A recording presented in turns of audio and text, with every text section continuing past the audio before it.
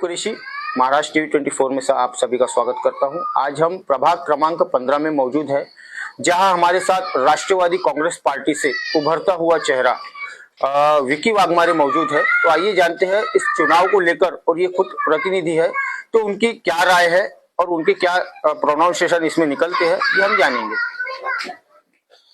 नमस्कार, मी विकी वाघमारे, प्रभाग क्रमांक 15 इथून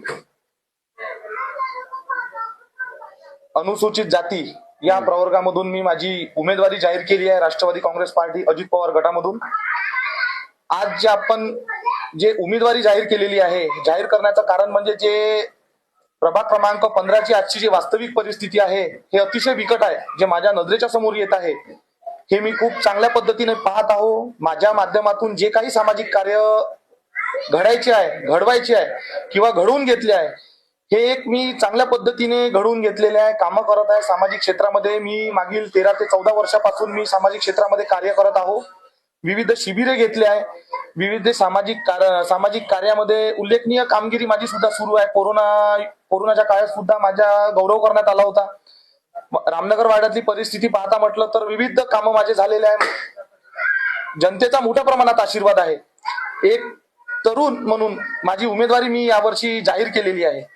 विकी जी, मुझे ये बताइए, प्रभाग के प्रति आपका क्या काम रहेगा? प्रभागाच्या माध्यमातून जे माझे कामे राहील, आतापर्यंतच्या नगरसेवकाचं आपण पाहत होतो, आता वास्तविक सांगतो म्हटलं आपण तर आज तब्बल 8 वर्षांनी निवडणूक आलेली आहे।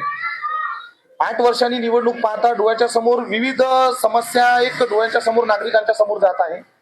त्या समस्या आपल्याला त्यांचं निवारण कसं करता येईल, त्याला सॉल्व्ह कसं करता येणार, हेच मी माझ्या डोळ्याच्या समोर ठेवून यावेळेस उमेदवारी केलेली आहे आणि त्याच माध्यमातून पूर्ण ताकदीने मी निवडणुकीमध्ये समोर जात आहे। तो विकी जी, मुझे बताइए, आपकी जो प्रभाग की जनसंख्या कुल टोटल कितनी है? प्रभागाची जर संख्या सांगतो म्हटलं तर 750 ते 780 अशी प्रभागाची कुल जनसंख्या आहे। और मुझे बताइए, जैसे कि मूलभूत सुविधाओं में जो है एक प्रभाग का समावेश होता है, उसको किस तरह से देखते हो आप? समावेश जर पाहतो म्हटलं आपण तर ज्या पद्धतीने समावेश व्हायला पाहिजे आतापर्यंतच्या याच्यामध्ये असं बिलकुल घडलेलं नाही आहे। समाज जर आपल्याला डोळ्याच्या समोर दिसेल तर त्याला आपण समावेश बोलल्या जाईल, पण जे डोळ्याच्या समोर दिसणारच नाही तर आपण समावेश त्याला म्हणणारच नाही। हा एक स्वाभाविक प्रश्न आहे माझा। तो शिक्षा को लेकर आपकी क्या राय है? एक सांगतो म्हटलं तर मी एक उच्च शिक्षित उमेदवार आहे। राष्ट्रवादी काँग्रेस अजित पवार गटामधला मी एक उमेदवार आहे। एक उच्च शिक्षित म्हणून मी माझी उमेदवारी जाहीर केलेली आहे। आजच्या याच्यामध्ये जर आपण पाहतो म्हटलं तर विविध उमेदवार आहे। माझं एकच मतदारांना एक आव्हान आहे की एक असा उमेदवाराला तुम्ही निवडून द्यायला पाहिजे मतदारांनी, जो एक सक्षम नेतृत्व आहे, चांगला उच्च शिक्षित आहे, कार्य करत आहे, सगळ्या नागरिकांच्या समोर त्याचे कार्य दिसत आहे। नाहीतर उमेदवारी करायसाठी तर भरपूरशे उमेदवार घरपर्यंत येणारच आहे, मतदार मागणारच आहे। काही असेही उमेदवार राहतील ज्यांचे आजपर्यंत कधी चेहरे दिसलेले नाही, पण उमेदवार म्हणून प्रत्येक नागरिकांच्या घरी जाणार, मतदान मागणार, त्यांना म्हणजे स्वतःबद्दल जे काही सांगायचं असेल त्या पद्धतीने सांगणार आणि लोकांची दिशाभूल करणार। तर माझं एक आव्हान आहे सर्व मतदारांना की एखाद्या उमेदवाराचा त्याचा तपशील घ्या। मला नगरपालिकेची निवडणूक सोडून मला कोणतीच उमेदवारी करायची नाही, मला आमदारकी लढायची नाही, मला खासदारकी लढायची नाही।